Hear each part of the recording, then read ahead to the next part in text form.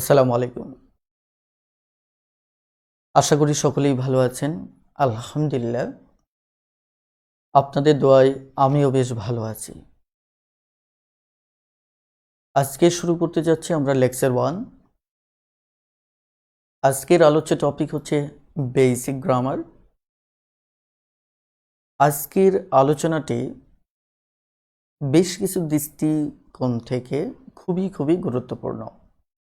কারণ আজকের আলোচনাটি আমাদের পরবর্তী যে সকল টপিক আসবে প্রায় অধিকাংশ টপিকের জন্য খুবই গুরুত্বপূর্ণ। অর্থাৎ এই আইডিয়াগুলো, আজকের আলোচনার টপিকগুলো বিভিন্ন সময় বিভিন্নভাবে ঘুরে ফিরে আসবে। এই জন্য আমি বরাবরের মতো বলছি, আজকের টপিকটি, আজকের লেকচারটি অবশ্যই আপনি শুরু থেকে শেষ পর্যন্ত সম্পূর্ণটি দেখবেন। আপনাদের আজকের ক্লাস শুরুর প্রাক্কালে একটি বিষয় স্মরণ করিয়ে দিতে চাই যে আপনি ইংলিশে আপনার অবস্থান কতটা দুর্বল সেটি মুখ্য বিষয় নয়। মুখ্য বিষয় হচ্ছে আজ থেকে আপনি কতটুকু সময় ইংলিশের জন্য ব্যয় করছেন। তো আশা করি আজ থেকে ইনশাল্লাহ রুটিন ওয়াইজ আপনারা পড়াশোনা শুরু করবেন। তো আজকে আমি কথা বাড়াবো না, আমি সরাসরি আমার মূল ক্লাসে চলে যাব। আর যারা আমার ওরিয়েন্টেশন ক্লাসটি দেখেননি তাদের প্রতি আমার অনুরোধ হচ্ছে অবশ্যই সময় করে ওরিয়েন্টেশন ক্লাসটি দেখে নেবেন। কারণ ওরিয়েন্টেশন ক্লাসে আমি বিস্তর কথা বলেছি এই কোর্সটি আমরা কিভাবে করব, কোথা থেকে করব, এবং এক্ষেত্রে আপনার এবং আমার দায়িত্ব কি হবে। তো অনেকেই অলরেডি যুক্ত হয়েছেন, সবাইকে অসংখ্য ধন্যবাদ। আর সালাম দিয়েছেন, ওয়ালাইকুম আসসালাম রহমতুল্লাহি ওয়া বারাকাতুহু। আমাদের আজকের আলোচনার শুরুতে আমরা কথা বলবো মূলত সাবজেক্ট এবং প্রেডিকেট নিয়ে। তবে লক্ষ্য করে দেখুন, সাবজেক্ট এবং প্রেডিকেট নিয়ে আমরা শুরুতেই কথা বলবো। তো প্রথমত আপনারা আমাকে একটু নিশ্চিত করুন যে আপনারা আমাকে সুস্পষ্টভাবে শুনতে পাচ্ছেন কিনা। প্লিজ খুব দ্রুত একটু নিশ্চিত করুন যে আমাকে সুস্পষ্টভাবে শুনতে পাচ্ছেন কিনা।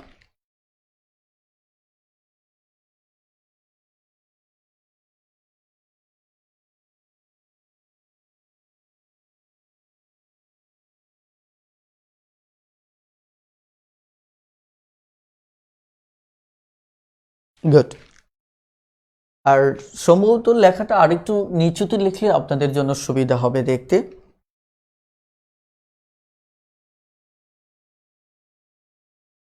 সাবজেক্ট। আমরা সাথে আরও একটি আইডিয়া শিখব, যে আইডিয়াটি আমি সবাই পরিচিত, সেটি হচ্ছে প্রেডিকেট।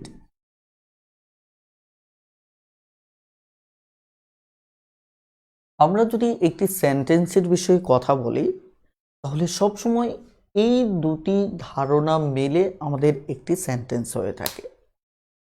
এখন প্রশ্ন হতে পারে সাবজেক্ট কি, প্রেডিকেট কি, সে নিয়ে আমি বিস্তর আলোচনা করব। তো শুরুতে আমি একটু যদি আপনাদেরকে বলি, আই সো হার, আমি তাকে দেখেছিলাম। আমি বললাম যে আই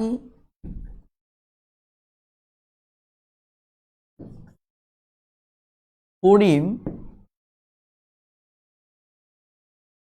কল্ড মি, করিম আমাকে ডেকেছিল।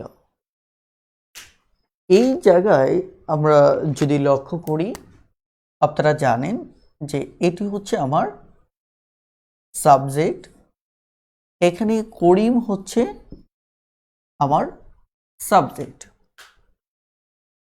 এখন তাহলে সাবজেক্ট বিষয়টা বলতে আমরা কি বুঝি? যেমন আমি যদি বলি দ্য বুক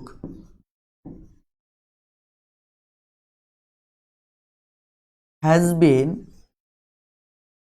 স্টলেন, বইটি হারিয়ে গেছে।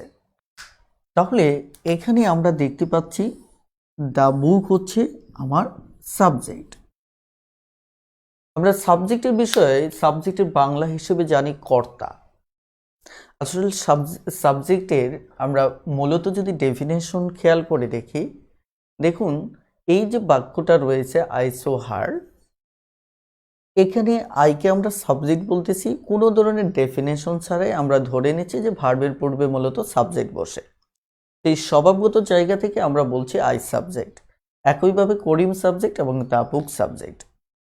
এখন বিষয়টি হচ্ছে সাবজেক্টের ডেফিনেশনটা হচ্ছে, দেখুন তো আই, এই বাক্যে আমি হচ্ছি সাবজেক্ট। এই আমি সম্পর্কে আমি বলা হচ্ছে সোহার, তাকে দেখেছিলাম, অর্থাৎ কে দেখেছিল? আমি। এখন করিম আমাকে ডেকেছিল, কে আমাকে ডেকেছিল? করিম আমাকে ডেকেছিল। এখন the book has been stolen, বইটি চুরি হয়েছে। তার মানে কি চুরি হয়েছে? বইটি চুরি হয়েছে। এখন এই জায়গায় আমি আপনাদের একটু স্বাভাবিকভাবে সাবজেক্টের ডেফিনেশন নিয়ে কথা বলি। প্রথমত যদি শব্দগতভাবে বলি, তাহলে দেখেন একটি বাক্যে যে একটি ক্রিয়া সম্পন্ন করে সেই মূলত আমাদের সাবজেক্ট আমরা বলতে পারি, অথবা যাকে উদ্দেশ্য করে কিছু বলা হয়। সহজ কথা হচ্ছে যে যখন কোনো ব্যক্তি বা বস্তুকে উদ্দেশ্য করে যা কিছু বলা হয়, সেই ব্যক্তি বা বস্তুই হচ্ছে আমার সাবজেক্ট। তার মানে এখানে আমি সম্পর্কে বলা হচ্ছে এই দেখার কাজটা, তাকে দেখার কাজটা কে করছে? আমি করছি। তার মানে এখানে আই হচ্ছে সাবজেক্ট। তাহলে করিম আমাকে ডেকেছিল, এই যে আমাকে ডাকার কাজটা কে করেছিল? করিম করেছিল। Are the book has been stolen, বইটি চুরি হয়েছে। তার মানে এই চুরি হওয়ার কাজটা, চুরি হওয়ার ব্যাপারে কার ব্যাপারে কথা বলা হচ্ছে? বইটির ব্যাপারে। তার মানে আমরা মূলত কোনো ব্যক্তি হোক আর বস্তু হোক, এর সম্পর্কে যদি উদ্দেশ্য করে কিছু বলা হয়, সেটি হচ্ছে মূলত কে? আমার সাবজেক্ট। এখন যদি কোনো ব্যক্তি বা বস্তুকে উদ্দেশ্য করে কিছু বলতে চান, বলাটা কি একটা ক্রিয়া। তার মানে যাই বলবেন তার জন্য একটা ভার্ব ইউজ করতে হয়। কি ইউজ করতে হয়? একটি ভার্ব ইউজ করতে হয়। তাহলে সেই জায়গা থেকে আমার বাকি অংশে আমার একটি ভার্ব থাকবে। বাকি অংশে একটা কি থাকবে? ভার্ব থাকবে। আমি আবারও বলছি যে ব্যক্তি বা বস্তু সম্পর্কে যাই বলতে চাইবেন, বলাটাই হচ্ছে কি একটি ভার্ব বা ক্রিয়া। তাহলে এই যাই বলতে চান না কেন, তার জন্য একটি ভার্বের দরকার হয়। তাহলে এই যে বাকি অংশের মাঝে একটা ওয়ার্ড থাকবে, সেটি হচ্ছে ভার্ব। আর এই ওয়ার্ডটি আমরা এখানে দেখতে পাচ্ছি কি? ভার্ব ওয়ার্ডটি দেখতে পাচ্ছি, এখানে একটি ভার্ব দেখতে পাচ্ছি, আর এই পুরোটাই আমরা ভার্ব দেখতে পাচ্ছি। তার মানে হচ্ছে যে আমরা একটা বাক্যে দুটো অংশ দেখব। এই হচ্ছে একটি অংশ যাকে আমরা সাবজেক্ট বলছি, আর এই যে ভার্ব আছে, ভার্ব সহ বাকি অংশটা মিলে একটি অংশ। অর্থাৎ ভার্ব থেকে বাকি অংশটা মিলে যে অংশটা পাবো, এই অংশটা হচ্ছে আমার প্রেডিকেট। তাহলে এখানে ভার্ব থেকে বাকি অংশ এইটুকু হচ্ছে প্রেডিকেট। তাহলে এখানে পুরোটাই হচ্ছে কি? আমার প্রেডিকেট। তার মানে আমরা দেখতে পাচ্ছি যে এটি হচ্ছে আমার কি? সাবজেক্ট, আর এটি হচ্ছে আমার কি? প্রেডিকেট। Subject, predicate. তাহলে এটি হচ্ছে আমার কি? প্রেডিকেট। এখন আসুন, এই যে আমি সাবজেক্ট জানলাম, প্রেডিকেট জানলাম, এখানে একটা বিষয় আপনাকে ভালো করে মাথায় রাখতে হবে। এই যে সাবজেক্টটা রয়েছে, আমি যদি বলি যে একটা বালকের ব্যাপারে যদি কথা বলি, এটি একটি আমার কে? নাউন। আমি বললাম যে দ্য বয়, বালকটি is going to school, is going to school. ঠিক আছে, বালকটি স্কুলে যাচ্ছে। তার মানে এখানে এই যে আমরা দেখতে পাচ্ছি যে বালকটি, এটি হচ্ছে আমার সাবজেক্ট, ঠিক আছে। দ্য বয় হচ্ছে কি আমার সাবজেক্ট। কিন্তু আপনাকে মাথায় রাখতে হবে এই যে বালকটি, এখানে মেইন ওয়ার্ডটা হচ্ছে আমার একটা কি নাউন। মেইন ওয়ার্ডটা কি একটা নাউন। এই মেইন ওয়ার্ডটাকে মূলত আমরা বলবো কি হেড ওয়ার্ড। কি হেড ওয়ার্ড, ওকে। অর্থাৎ সাবজেক্টে সব সময় সাবজেক্টটা যেমন আমাদেরকে এই একটা ওয়ার্ডেও হতে পারে, এখানেও দেখতে পাচ্ছি একটা ওয়ার্ড, এখানেও একটা ওয়ার্ড, এখানে আবার কি দুটো ওয়ার্ড। তার মানে কি এই দুটো অর্থাৎ একের অধিক ওয়ার্ড যদি থাকে সেখানে একটা অবশ্যই কি থাকবে, নাউন থাকবে, ঠিক আছে। অথবা দেখা যায় যে আমরা শুধুমাত্র প্রনাউন দিয়েও বাক্য লিখতে পারি, যেমন এখানে আই হচ্ছে কি প্রনাউন। এখন দেখেন একইভাবে এই হেডওয়ার্ডটাকে রেখে আমাদের এই সাবজেক্টটা আরো বড় হতে পারে। কিরকম? যেমন আমি যদি এই বাক্যটাকে আরো বড় করে লিখি, the boy with his friends, the boy with his friends is going to school. অর্থাৎ বালকটি তার বন্ধুর সাথে কোথায় যাচ্ছে, স্কুলে যাচ্ছে। তার মানে এই জায়গাতে দেখুন আমার মেইন হেড ওয়ার্ডটা হচ্ছে কি দ্য বয়। সেখানে এর আগে আমরা দেখতে পাচ্ছি দি যুক্ত হয়েছিল, এখন আরো যুক্ত হয়েছে কি উইথ হিজ ফ্রেন্ডস। তার মানে কি এই পুরো এরিয়াটা কিন্তু আমার সাবজেক্ট এরিয়া। এখন এই সাবজেক্ট এরিয়াতে আমার একটা হেডওয়ার্ড থাকবে যেটি হচ্ছে কি নাউন, আর সেটি হচ্ছে আমার কি বয়। তার মানে এই জিনিসটা আমি কেন কথা বলছি, এই আইডিয়াটা নিয়ে আমরা সাবজেক্ট ভার্ব এগ্রিমেন্টে ইনশাল্লাহ পুনরায় আলোচনা করব। কারণ সেখানে দেখব যে কোন সাধারণত বাক্যের যে ভার্বটা ইউজ করি এই ভার্বটার সাথে হেডওয়ার্ডের সম্পর্ক আছে, কারণ হেডওয়ার্ডের উপর নির্ভর করে একটি বাক্যের ভার্ব নির্ধারিত হয়। তার মানে আমাদের এই বিষয়টি বিস্তারিত জানতে হবে। তো আজকে আমরা বিস্তারিত জানবো না, আজকে শুধু আমরা এটুকুই বলবো যে একটা সেন্টেন্সের সাবজেক্ট হিসেবে জাস্ট একটা প্রনাউন হতে পারে, জাস্ট একটা নাউন হতে পারে, জাস্ট নাউনের একাধিক ওয়ার্ড দিয়েও হতে পারে। অর্থাৎ একাধিক ওয়ার্ড দিয়ে অর্থাৎ ওয়ান ওয়ার্ডও হতে পারে, একের অধিক ওয়ার্ড দিয়েও একটা সাবজেক্ট হতে পারে, ঠিক আছে। তাহলে যদি একটা ওয়ার্ড দিয়ে হয় তাহলে তো কোনো প্রশ্ন নেই, যদি একের অধিক ওয়ার্ড দিয়ে হয় মনে রাখতে হবে সেখানে হেডওয়ার্ড হিসেবে আমার একটি নাউন থাকবে। এবার দ্রুত একটু কমেন্টে জানিয়ে দিন যে আপনারা এই সাবজেক্টের এই আইডিয়াটুকু বুঝতে পেরেছেন কিনা।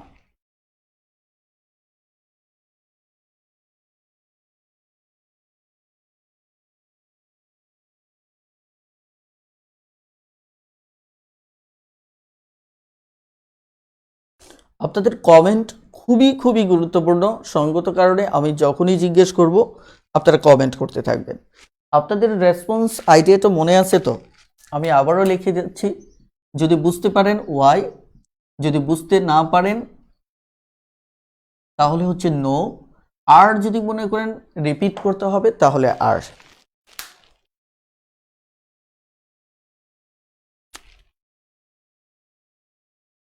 ঠিক আছে, এবার আসুন।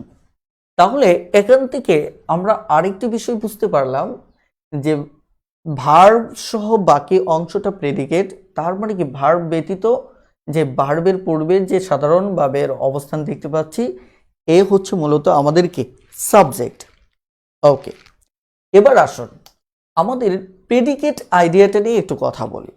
এই প্রেডিকেট আইডিয়াটিতে আমি যদি এইটুকু মুছে ফেলি, দেখেন, অথবা এই বাক্যগুলোও যদি আপনারা দেখেন যে এই বাক্যগুলিতে বাকি অংশগুলো হচ্ছে আমার প্রেডিকেট, ঠিক আছে। তারপরে এই অংশ, এই অংশ, এই অংশ, এবং এখানে শেষ বাক্যে এই অংশটুকু হচ্ছে আমার প্রেডিকেট। ক্লিয়ার? এখন আমাদের গুরুত্বপূর্ণ বিষয় হচ্ছে প্রেডিকেটেও আমার হেড ওয়ার্ডটা থাকবে মূলত কি ভার্ব। হেড ওয়ার্ডটা কি থাকবে? আমার ভার্ব থাকবে। যেমন সেখানে আমি যদি বলি স্বাভাবিকভাবে যে she is sleeping, সে এখন ঘুমোচ্ছে। এখন আমি যদি বলি ট্রিজ গ্রো, গাছ জন্মায়, তাহলে খেয়াল করে দেখুন। অথবা আমি বললাম যে দ্য thief ran away, ঠিক আছে? অর্থাৎ ভালো করে যদি খেয়াল করে দেখেন যে এরা তো হচ্ছে আমার সাবজেক্ট, তাই কেনা, এরা হচ্ছে আমার সাবজেক্ট।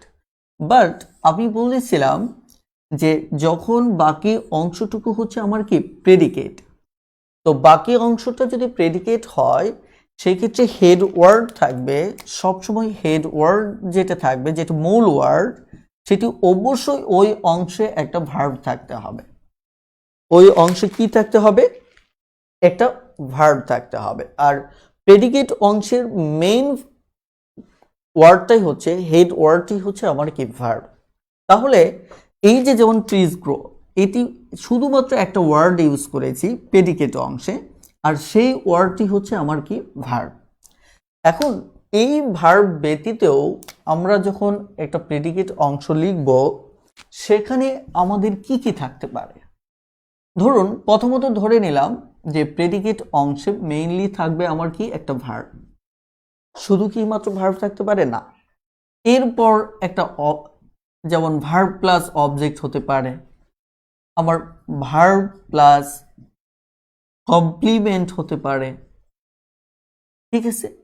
আমাদের ভার্ব প্লাস মডিফায়ার হতে পারে, আমাদের ভার্ব প্লাস দেখা যাচ্ছে একটা প্রেপোজিশনও হতে পারে, ঠিক আছে? এখন লক্ষ্য করে দেখুন, অথবা এদের একের অধিক একই সাথে বসতে পারে। যাই হোক না কেন, আমাদের মেইন বিষয়টা হচ্ছে যে আমার প্রেডিকেট অংশে মাস্ট একটি কি থাকবে? ভার্ব থাকবে। মাস্ট একটি কি থাকবে? আমাদের ভার্ব থাকবে। এটি হচ্ছে আমাদের মূল কথা। তারপরে ভার্ব ব্যতীত আমার অবজেক্টও বসতে পারে, আমার কি থাকতে পারে? কমপ্লিমেন্টও বসতে পারে, ভার্ব ব্যতীত মডিফায়ারও বসতে পারে, প্রেপোজিশনও বসতে পারে। স্বাভাবিকভাবে আমি এই প্রত্যেকটি বিষয় নিয়ে বিস্তারিত এখন আলোচনা করব, ঠিক আছে? ওকে, দেখুন আমি প্রত্যেকটা বিষয় নিয়ে বিস্তারিত আলোচনা করব। অর্থাৎ এখন আমি মূলত মূল আলোচনায় প্রবেশ করব। সেখানে আমি আপনাদের একটা গঠন দেখিয়ে দিচ্ছি, সেটি একটু ভালো করে খেয়াল করুন। সেটি হচ্ছে, আমরা জানলাম সাবজেক্ট সম্পর্কে, আমরা একইভাবে প্রেডিকেট অংশটাকে সরাসরি লিখে ফেলব, সাবজেক্ট ভার্ব। এরপর সাথে আমরা আলোচনা করব প্রেডিকেট অংশ থেকে অবজেক্ট নিয়ে কথা বলবো। আমরা একই সাথে এখানে অবজেক্ট দিয়ে দিচ্ছি, অবলিক দিয়ে দিচ্ছি, আমরা কমপ্লিমেন্ট নিয়ে কথা বলবো, আমরা মডিফায়ার নিয়ে কথা বলবো, ঠিক আছে? অর্থাৎ এখন আমাদের আলোচনার টপিক হচ্ছে অবজেক্ট, কমপ্লিমেন্ট, মডিফায়ার কি। মনে রাখবেন এখানের প্রতিটি অংশ আমাদের কি খুবই খুবই গুরুত্বপূর্ণ। খেয়াল করে দেখেন, আমি এগুলির একটা করে উদাহরণ দিয়ে নিই, তাহলে আপনাদের বুঝতে সুবিধা হবে। সেটি হচ্ছে, যেমন আমি যদি বলি আই হেল্পড দ্য পোর, আমি গরিবদের সাহায্য করেছিলাম। দ্যাট মিনস এখানে আমি কাকে সাহায্য করেছিলাম? এটি হচ্ছে মূলত আমার অবজেক্ট। এখন প্রশ্ন হচ্ছে অবজেক্ট আমি কিভাবে চিনব, সে নিয়ে আমি বিস্তারিত কথা বলবো। যার শুধু মনে রাখবেন যে কি অথবা কাকে দ্বারা প্রশ্ন করলে আমরা অবজেক্ট পাই। আমি সাহায্য করেছিলাম। কাকে সাহায্য করেছিলাম? গরিবদেরকে। তার মানে অবজেক্ট। তার মানে কি ভার্ব ব্যতীত আমার কি বসতে পারে? অবজেক্ট বসতে পারে। একইভাবে আমি স্বাভাবিকভাবে বলতে পারি he is a doctor. He is a doctor. তার মানে এখানে এই অংশটা হচ্ছে কমপ্লিমেন্ট। এখন আপনার প্রশ্ন হতে পারে কমপ্লিমেন্টটা কি, সে নিয়েও আমি বিস্তারিত কথা বলবো। শুধু বলতে চাচ্ছি যে ভার্ব ব্যতীত আমার এই প্রেডিকেট অংশে কি বসতে পারে? আমার কমপ্লিমেন্টও বসতে পারে। আমি যদি বলি দে প্লেড ওয়েল, তারা ভালো খেলেছিল। তারা কি করেছিল?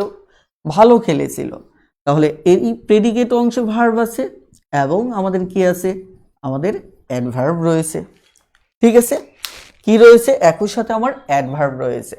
একইভাবে আমি যদি স্বাভাবিকভাবে বলি যে আই কল্ড হিম এ ফুল, অর্থাৎ আমি তাকে বোকা ডেকেছি, আমি তাকে বোকা বলেছিলাম। আমি আবারও বলছি এই ব্যাপারগুলো নিয়ে বিস্তারিত কথা বলবো। অর্থাৎ তাকে কি বলেছিলাম? বোকা। এটি হচ্ছে আমার কি? কমপ্লিমেন্ট। অর্থাৎ এটাও একটি কমপ্লিমেন্ট। এখন এই কমপ্লিমেন্টটা হচ্ছে আমাদের অবজেক্ট কমপ্লিমেন্ট, সেটি নিয়েও আমি কথা বলবো। কথাটা ক্লিয়ার? একইভাবে খেয়াল করে দেখেন যে আমি যদি স্বাভাবিকভাবে বলি যে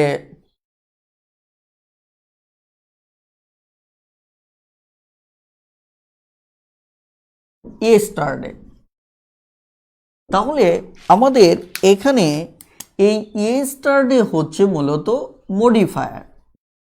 তাহলে আমাদের প্রথমত কি কি প্রশ্ন তৈরি হচ্ছে? আমাদের প্রশ্ন তৈরি হচ্ছে যে অবজেক্ট কি, আমাদের কমপ্লিমেন্ট কি। এখানে আমাদের দুটো কমপ্লিমেন্ট পেলাম, এর ব্যাখ্যাটা জানতে হবে। অ্যাডভার্ব নিয়ে আমরা আজকে কথা বলবো না, আমরা পরবর্তীতে দেখব। একইভাবে আমাদের কি মডিফায়ার কি। চলুন তাহলে আলোচনা শুরু করা যায়। আমরা শুরুতেই কথা বলবো মূলত অবজেক্ট নিয়ে। কি নিয়ে কথা বলবো? আমরা অবজেক্ট নিয়ে কথা বলবো। এখন অবজেক্ট জিনিসটা কি? অবজেক্ট জিনিসটাকে আমরা যদি সহজ বাংলায় বলি, একে আমরা বলি কর্ম। এটাকে কি বলি? আমরা বলি কর্ম। ঠিক আছে, আমি আবারও বলছি অবজেক্ট জিনিসটাকে আমরা সহজ ভাষায় কি বলি? আমরা বলি কর্ম। ঠিক আছে, এখন আমাদের যেমন প্রথম বাক্যটা যদি খেয়াল করে দেখেন, এই বাক্যে আমি বলেছি আমি গরিবদেরকে সাহায্য করেছিলাম। তার মানে এই এই বাক্যের ক্ষেত্রে আমি যদি বলি কাকে সাহায্য করেছিলাম, তাহলে প্রশ্নের জবাব হচ্ছে গরিবকে সাহায্য করেছিলাম।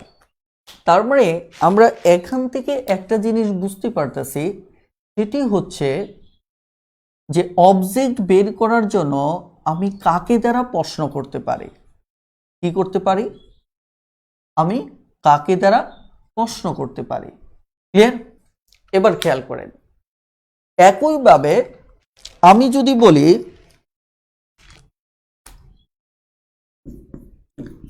I lost my bag, আমি আমার ব্যাগ হারিয়েছিলাম। এখন যদি প্রশ্ন করা হয় যে কি হারিয়েছিলাম, জবাব হচ্ছে আমার ব্যাগ হারিয়েছিলাম। কি হারিয়েছিলাম? ব্যাগ হারিয়েছিলাম। তার মানে এই যে ব্যাগ হারিয়েছিলাম, এটা কি দ্বারা প্রশ্ন করলে জবাব পাচ্ছি, তার মানে এটি হচ্ছে আমার কি? অবজেক্ট। তার মানে আমরা আরেকটা প্রশ্নের জবাব বের করতে পারি যে কি দ্বারা যদি প্রশ্ন করা হয়, কি দ্বারা যদি প্রশ্ন করা হয় এবং আমরা যদি তার জবাব পাই, তাহলে সেটি হচ্ছে আমার কি? অবজেক্ট। মনে রাখবেন যে অবজেক্ট পজিশনেও ঠিক সাবজেক্টের মতো আমার নাউন বসতে পারে, প্রনাউন বসতে পারে, অথবা নাউন ফ্রেজ অথবা নাউন ক্লজ বসতে পারে। কথাটা ক্লিয়ার? এখন ভালো করে খেয়াল করে দেখেন, সাবজেক্ট পজিশনে যারা বসতে পারে ঠিক তারা কোথায় বসতে পারে? আমার অবজেক্ট পজিশনেও বসতে পারে। এবার আসুন, তাহলে অবজেক্ট কি? অবজেক্ট হচ্ছে মূলত আমাদের কর্ম। এটা বাক্যে আমরা কিভাবে পাবো? কাকে অথবা কি দ্বারা প্রশ্ন করে। এখন যদি খেয়াল করে দেখেন, এখানে আমি কাকে দ্বারা যেটা প্রশ্ন করলাম, এটা ইংলিশের ক্ষেত্রে আমরা হুম ইউজ করতে পারি এবং এটার ক্ষেত্রে ওয়ার্ড ইউজ করতে পারি। ক্লিয়ার? এখন আরেকটি বিষয় একটু খেয়াল করে দেখেন, এখানে যে অবজেক্টটা আমি পাচ্ছি সেটি, এই অবজেক্ট হচ্ছে আমার ব্যক্তিবাচক। কি দেখুন তো, তাহলে আমরা দেখতে পাচ্ছি কাকে দ্বারা যদি প্রশ্ন করা হয় তাহলে যে উত্তরটা আসে সেটি হচ্ছে আমাদের ব্যক্তিবাচক। তার মানে এই ক্ষেত্রে আমরা কিন্তু এটিও লিখতে পারি, সেটি হচ্ছে মূলত আমাদের কি? ব্যক্তিবাচক। ঠিক আছে, এবার আসেন, আমরা এখানে কি দ্বারা যে প্রশ্নের জবাবটা পাই সেটার জবাবটা হচ্ছে মূলত আমাদের কি? বস্তুবাচক। তার মানে আমি কিন্তু এটি এখানে লিখতে পারি যে এটি হচ্ছে মূলত বস্তুবাচক।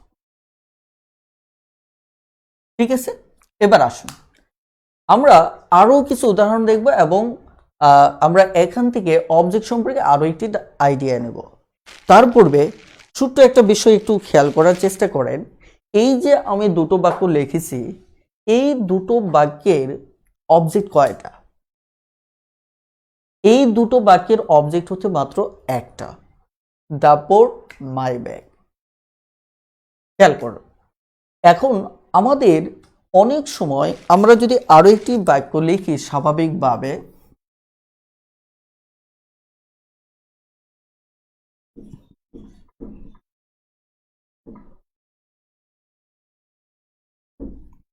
আপনারা একটু দ্রুত কমেন্টে জানিয়ে দিবেন যে এই বাক্যে আমার অবজেক্ট কোনটা। এই বাক্যে আমার অবজেক্ট কোনটি? খুব দ্রুত একটু কমেন্টে জানিয়ে দিন।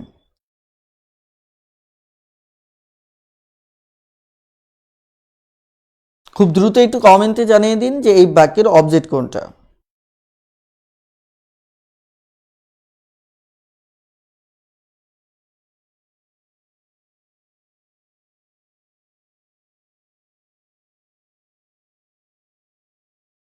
গুড।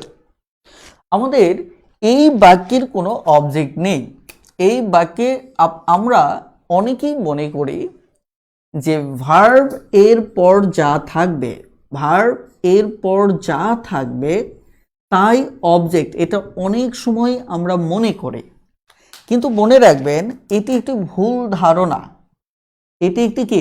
ভুল ধারণা। কারণ ভার্ব এর পর অবজেক্টও থাকতে পারে, আমার কমপ্লিমেন্টও থাকতে পারে, আমার কি থাকতে পারে? মডিফায়ারও থাকতে পারে, অথবা এদের একের অধিক একসাথে থাকতে পারে। তার মানে আমাদের প্রথমত যে ধারণাটা মানে মনে রাখতে হবে যে ভার্বের পর যা থাকে সেটি অবজেক্ট, এই ধারণাটি আমাদের ভুল। তবে হ্যাঁ, ভার্বের পরে অবজেক্ট বসে, এই ধারণা সঠিক। তার মানে এখানে আমাদের অবজেক্ট নেই। কারণ কি? আমরা এটা টেস্ট করার জন্য যে শর্টকাটটা ইউজ করব সেটি হচ্ছে কি বা কাকে। কি বা কাকে। এখন যদি প্রশ্ন করি আমি গান গাইতেছি, এখন কি গান গাইতেছি? প্রশ্নের জবাব নেই। খেয়াল করে দেখেন, আমরা যদি প্রশ্ন করতে ভুল করি আমি কি গাইতেছি, তাহলে উত্তর আসবে আমি গান গাইতেছি। কিন্তু মনে রাখবেন প্রশ্নটা করতে হবে ভার্বের অর্থটাকে উচ্চারণ করে। আমি কি গান গাইতেছি, খেয়াল করে দেখেন, তাহলে কি গান গাইতেছি এই প্রশ্নের জবাব নেই। কথাটা ক্লিয়ার? তার মানে এখানে প্রশ্ন হতে পারে তাহলে নাও কি? নাও হচ্ছে আমাদের মডিফায়ার। এখন এই মডিফায়ার নিয়ে আমি আলোচনা শেষের দিকে কথা বলবো। এবার আসেন,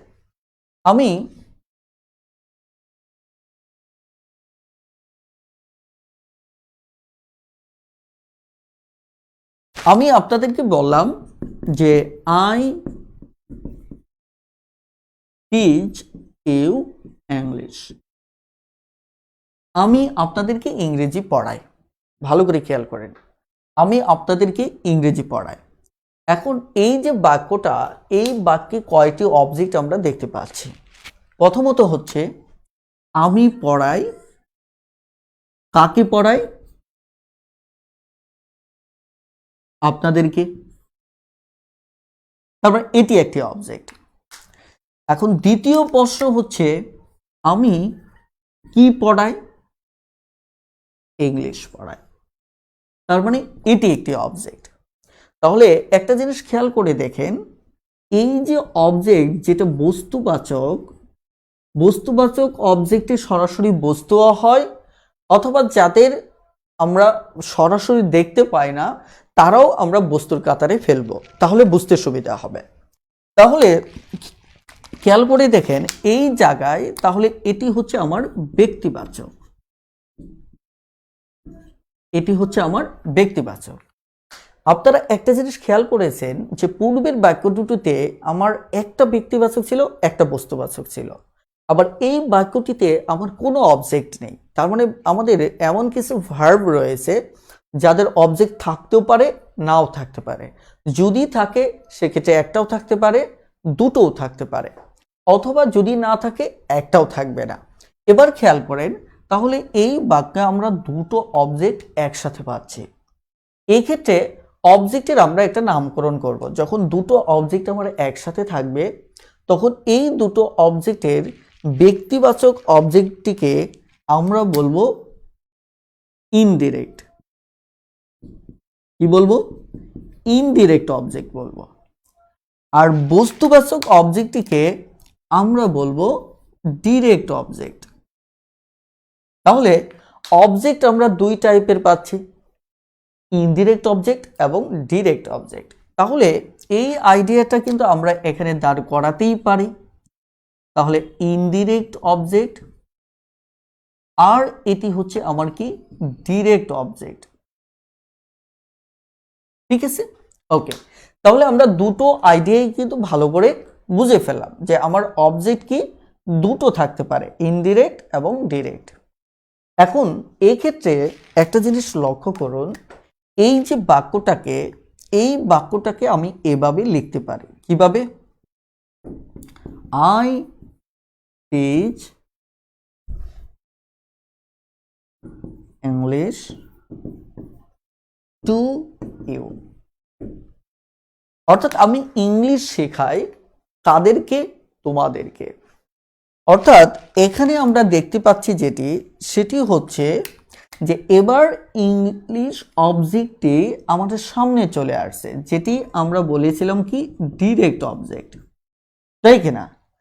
আর ওদিকে আমরা দেখতে পাচ্ছি যে ইউ অবজেক্ট, যাকে ইনডিরেক্ট বলেছিলাম, সেটি আমার কোথায় পরে চলে গেছে।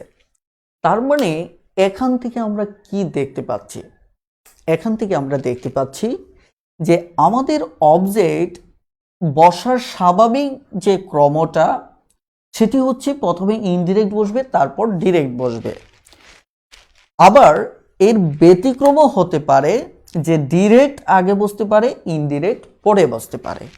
বিষয়টাকে আমি এভাবে যদি ব্যাখ্যা করি যে প্রথমত আমাদের কি বসবে? ইনডিরেক্ট বসবে। কি বসবে? ইনডিরেক্ট বসবে। ঠিক আছে, তারপরে আমাদের ডিরেক্ট বসবে। কি বসবে? আমাদের ডিরেক্ট বসবে। তার মানে আপনি চাইলে এইভাবে একটা টেকনিক দিয়ে মনে রাখতে পারেন। কিভাবে? ID card. আইডি কার্ড মানে হচ্ছে প্রথমত আমার কি ইনডিরেক্ট বসবে, এবং দ্বিতীয়ত আমার কি বসবে? দ্বিতীয়ত আমার ডিরেক্ট বসবে।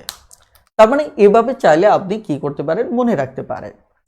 এখন বিষয়টা হচ্ছে যদি তার ব্যতিক্রম ঘটে, যদি তার ব্যতিক্রম ঘটে তাহলে আমার কি এরকম ভাবে হতে পারে ডিরেক্ট আগে পরে ইনডিরেক্ট। কিন্তু সেক্ষেত্রে মনে রাখতে হবে যদি এভাবে বসে, এভাবে যদি বসে তাহলে আমাদের এটা হচ্ছে আমাদের সাধারণ অর্ডার, অর্থাৎ জেনারেল অর্ডার যেটা, এটা। কিন্তু সেটি না বসে যদি ডিরেক্ট আগে এসে টু মানে ইনডিরেক্ট পরে যায়, ডিরেক্ট না এসে যদি কি হয় ইনডিরেক্টটা আমার পরে যায়, মনে রাখবেন যে এর মাঝখানে হতে পারে টু অথবা ফর কোনো একটি প্রেপোজিশন বসবে। ভালো করে খেয়াল করুন, যদি ডিরেক্টটা পড়বে আসে ইনডিরেক্ট পড়ে যায়, তাহলে এদের মাঝে কি বসবে? টু অথবা ফর একটি প্রেপোজিশন বসবে। এখন প্রশ্নটা হচ্ছে, এখানে আমি টু ব্যবহার করেছি। কি ব্যবহার করেছি? টু ব্যবহার করেছি, রাইট? এখন প্রশ্ন হচ্ছে, তাহলে ফর কখন ব্যবহার করব? অথবা এই জায়গায় কি তাহলে আমি ফর ব্যবহার করতে পারবো না? প্রশ্নটা ঠিক এমন না। আমরা এই ব্যাপারটা নিয়ে এখন বিস্তারিত কথা বলবো। আর আপনাদেরকে জানিয়ে রাখি, এই আলোচনাটুকু আমাদের পরবর্তীতে অনেক অনেক বেশি দরকার হবে। কথাটা ক্লিয়ার? খেয়াল করুন, তাহলে আমাদের প্রশ্ন হচ্ছে কখন টু বসবে, কখন ফর বসবে। এক্ষেত্রে আমি আপনাদেরকে বলে রাখি যে আমাদের কিছু নির্দিষ্ট ভার্ব রয়েছে যাদের ক্ষেত্রে টু বসবে, এবং কিছু নির্দিষ্ট ভার্ব রয়েছে যাদের ক্ষেত্রে ফর বসবে। চলুন তাহলে এই দুটো টাইপসের ভার্বগুলো একটু মুখস্থ করে ফেলি। তাহলে যেমন এখানে একটি ভার্ব দেখতে পাচ্ছেন, সেটা কি টিস। আর ওকে, তাহলে চলুন আমরা কনসেপ্টটাকে আর একটু ক্লিয়ার করি। আর এই ব্যাপারটা আপনি এভাবে চাইলেও মাথায় রাখতে পারেন, সেটা হচ্ছে যেমন আমরা স্বাভাবিকভাবে ধরেন যখন স্কুলে যেতাম, বিশেষ করে আগের দিনে, তাই কিনা, তখন আমাদের ব্যাগ, অর্থাৎ এই যে ব্যাগটা দেখতে পাচ্ছেন, বস্তু আমাদের পিছনে থাকতো, আমরা বস্তুর সামনে থাকতাম, তাই কিনা? অর্থাৎ আমরা পিছনে ব্যাগ নিতাম। কিন্তু এখন ব্যতিক্রম আকারে আমরা এরকমও দেখতে পাই যে আমরা দেখা যাচ্ছে সামনে আসতেছি, কিন্তু ব্যাগটাও অনেক সময় সামনে নেই, তাই কিনা? তার মানে কি, এটা হচ্ছে ব্যতিক্রম। সেক্ষেত্রে আমাদের এই ব্যাগটা যখন সামনে নেব তখন এখানে টু অথবা ফর বসবে। কিন্তু স্বাভাবিকভাবে যখন আমাদের জেনারেল নিয়ম, যেটা অনেক কাল থেকে চলে আসতেছে, সেটি হচ্ছে আগে পিছনে ব্যাগ, সামনে আমি, অর্থাৎ আমার পিছনে ব্যাগ। এটা হচ্ছে জেনারেল নিয়ম। কথাটা ক্লিয়ার? যেটা আমি বলেছি আইডি কার্ড দিয়ে মনে রাখুন। ওকে, থ্যাংক ইউ। এবার আসুন আমরা দেখব যে কোন সকল ভার্বের ক্ষেত্রে টু বসে।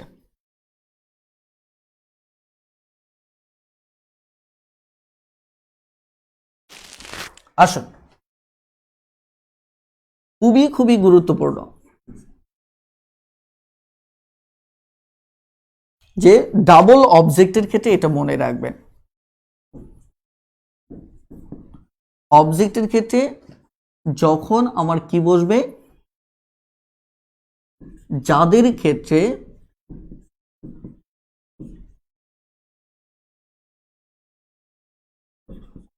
টু বসবে, ঠিক আছে? ডাবল অবজেক্টের ক্ষেত্রে যাদের ক্ষেত্রে টু বসবে, এক্ষেত্রে আপনারা একটা টেকনিক মনে রাখবেন। টিটি, ধরেন আমরা তো এখন সবাই ফেসবুকে স্ট্যাটাস দিই, দেখবেন এখন মানে বিষয়টা এমন দাঁড়িয়েছে যে আমরা হয়তো অনেক অশিক্ষিত মানুষও এখন ফেসবুকে দেখা যাচ্ছে আর কিছু না পারুক, অন্তত একটা আইডি খুলে ছবি আপলোড করে, অথবা দেখা যায় যে অনেক পোস্ট কমেন্টে গিয়ে কি করে, লাইক কমেন্ট করে। এখন একটা জিনিস খেয়াল করে দেখেন, আমি নিজেও দেখেছি, একদিন রিক্সায় আসতেছিলাম, তো আমার রিক্সা পাশের একটি রিক্সাওয়ালাকে ক্রস করতেছিল। তারপর বলল, পাশের রিক্সা থেকে একটা সাউন্ড চলে আসলো, কিরে তুই তো বিখ্যাত হয়ে গেছিস। তা আমার রিক্সাওয়ালা বলতেছে, মানে বুঝলাম না তো। ওই কালকে দেখলাম তুই ফাটাফাটি একটা ছবি আপলোড দিয়েছিস। ওই হ্যাঁ, মাঝে মাঝে ছবি আপলোড তো দিতে হয়। পরে বুঝতে পারলাম দুই রিক্সাওয়ালার মাঝে বেশ পরিচিত আছে, যার কারণে ওর ফেসবুক প্রোফাইল থেকে ছবি দেখে এই কমেন্টটা করেছে।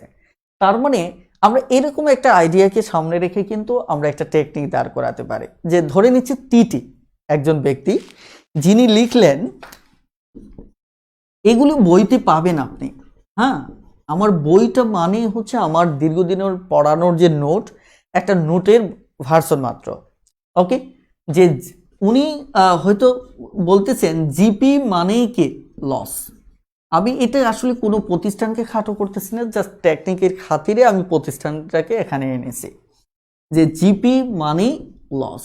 মানে ব্যাপারটা হচ্ছে জিপির হয়তো মেগাবাইট অথবা ইত্যাদির দাম বেশি, এই কারণেই সে লেখছে কি তার স্ট্যাটাসে লেখছে এভাবে যে জিপি মানে লস। ধরেন এটা একটা স্ট্যাটাস, ঠিক আছে।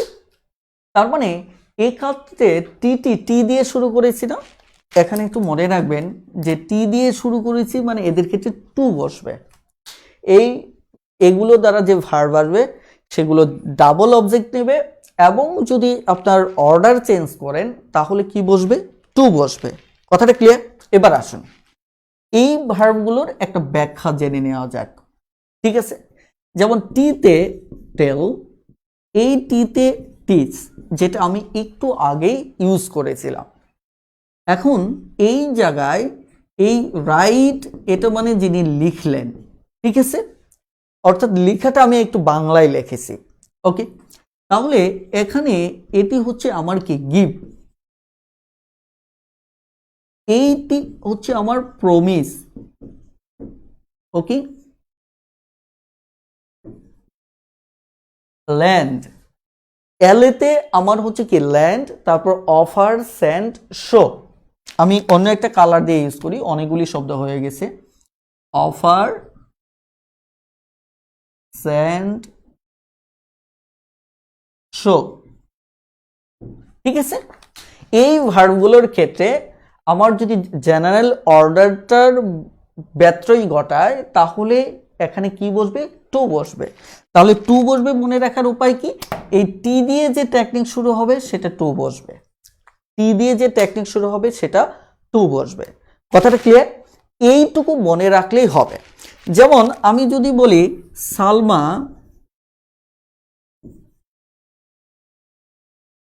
সেন্ড মি এ লেটার, তাহলে আমি সালমা আমাকে একটা চিঠি পাঠিয়েছিল। তাহলে আমরা যদি একে অর্ডার চেঞ্জ করে লিখি তাহলে কিভাবে লিখব, আমরা লিখব Salma send a letter to me. অর্থাৎ এই যে আমি যখন অর্ডার চেঞ্জ করলাম তখন আমাদের কি বসলো, টু বসলো। তাহলে এভাবে ভার্বগুলো নিয়ে আপনারা একটু কি করবেন, বাক্য রচনার চেষ্টা করবেন। এবার আমাকে একটু কমেন্টে বলেন যে এই ক্ষেত্রে টু এর যে ভার্বগুলো, এই ভার্বগুলোর ব্যবহার বুঝতে পেরেছেন কিনা, প্লিজ। এরপর আমরা কথা বলবো ফর নিয়ে। কি নিয়ে কথা বলবো, ফর নিয়ে কথা বলবো। খুব দ্রুত একটু কমেন্টে জানিয়ে দিন যে যে সকল ভার্বের ক্ষেত্রে টু বসবে সেটির ব্যবহারটা বুঝতে পেরেছেন কিনা।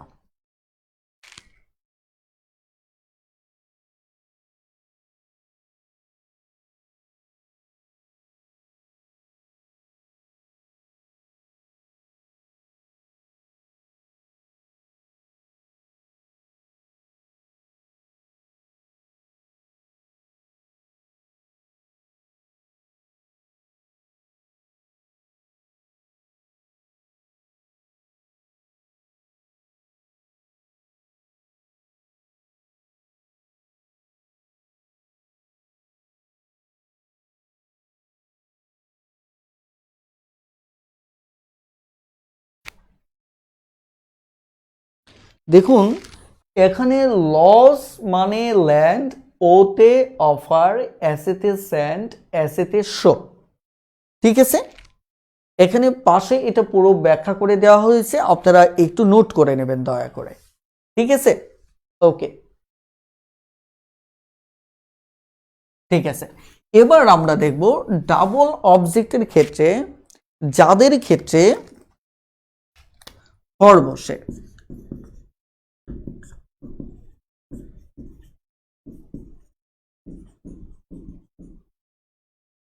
এবার আমরা দেখব যাদের ক্ষেত্রে কি হয়, ফর বসে, ওকে। অর্থাৎ যাদের ক্ষেত্রে এবার আমরা দেখব কি ফর বসে। এক্ষেত্রে আপনারা একটা কাজ করবেন, একটা ইংলিশে বিবি লিখবেন, বিবি, কেজি দরে এমবি কিনে রান্না করে, এরকম আর কি। এমবি কিনে কুক মানে কুক মানে রান্না করে। ওকে, এটাকে জাস্ট আপনারা রূপক অর্থে নেবেন, বিষয়টা ডিরেক্টলি কিছু না। আমি কি বললাম, বিবি। বিবি মানে কি, আমি বিবি মানে কি ওয়াইফকে বোঝাচ্ছি।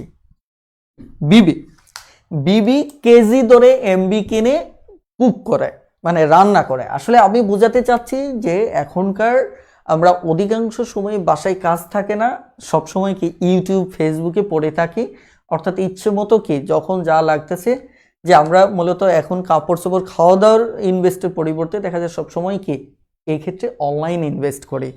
অর্থাৎ বিবি কেজি ধরে এমবি কিনে কুক করে, রান্না করে। ঠিক আছে, এই টেকনিকটা একটু মাথায় রাখবেন। এক্ষেত্রে আমি একটু বলে নিচ্ছি, সেক্ষেত্রে ওকে আমার জায়গা কম, তারপর আমি এখানে একটু খেয়াল করে আমি প্রত্যেকটা একটু জাস্ট ফাইন্ড আউট করে দিচ্ছি। এটি হচ্ছে বুক, আর আরেকটা হচ্ছে এটা বাই। আমি এই পাশাপাশি একটু উল্লেখ করতেছি যেহেতু আমার জায়গা কম। ঠিক আছে, ওকে, এটা হচ্ছে আমার কি কিপ, এটি হচ্ছে আমার গেট। ভালো করে একটু মাথায় রাখেন, এই গেট ওয়ার্ডটা এখানে কিন্তু এটা ছিল গিভ, এটা গিভ, এটা হচ্ছে গেট, এটা একটু মাথায় রাখবেন। ঠিক আছে, তারপর আমার মেক, মেক এটি হচ্ছে আমার কি ব্রিং। ঠিক আছে, এটি হচ্ছে আমার কি কুক। তাহলে এই যে ভার্বগুলো পেলাম, ঠিক আছে, যেমন আমি যদি বলি যে my mother, my mother cooked the dinner for me. কথা বুঝতে পারছেন? যেমন যে my mother cooked the dinner for me, তাহলে এই জায়গায় দেখুন তো বস্তুটা আগে চলে আসছে না, ব্যক্তি পড়ে গেছে, আমরা কি আমরা এখানে ফর ইউজ করেছি। কথাটা বুঝতে পারছেন? যে আমি যদি স্বাভাবিকভাবে বলি হি ব্রিং, হি ব্রিং, ওকে, এই যে যেটা হি ব্রিং মি দ্য ফ্লাওয়ার, অথবা আমি যদি এটাকে এভাবে বলি হি ব্রিং, অথবা আমি এটা প্লিজ দিয়ে বললাম যেহেতু আমি ভার্বের ভি ওয়ান লিখেছি, তাই না? Please bring me a flower, অথবা please bring the flower for কি মি, অর্থাৎ আমার জন্য কি ফুলটি নিয়ে আসো। এখন খেয়াল করে দেখেন, এই যে মি যখন বসালাম, আমি ফ্লাওয়ার যখন বস্তুটাকে আগে নিয়ে আসলাম, তখন আমি কি ইউজ করলাম, ফর ইউজ করলাম। তার মানে হচ্ছে যে এই দুটো লিস্ট আপনাকে মুখস্থ রাখতে হবে। কেন মুখস্থ রাখতে হবে আমি আবারও বলছি, আপনি যখন পরবর্তীতে, আমি আবারও বলছি, আপনি যখন পরবর্তীতে ভয়েস চেঞ্জ করতে যাবেন, তখন এই ভার্বের লিস্টটা মনে থাকলে আপনার কিছু ক্ষেত্রে বাই না বসে যে আমাদের ফর বসে, টু বসে, এই দুটি ভার্বের ক্ষেত্রে বিশেষ করে আমাদের ইম্পারেটিভ সেন্টেন্সের প্যাসিভের ক্ষেত্রে এবং ইন জেনারেল অ্যাফার্মেটিভ সেন্টেন্সের প্যাসিভের ক্ষেত্রেও এই ভার্বগুলোকে বারবার দরকার হবে।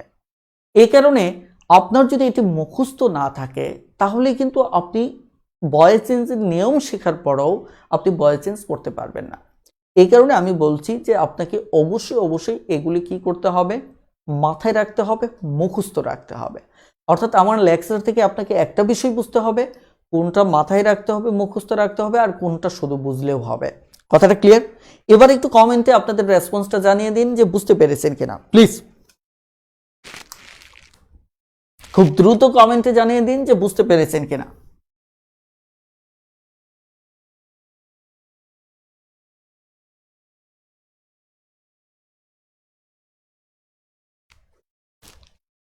গুড।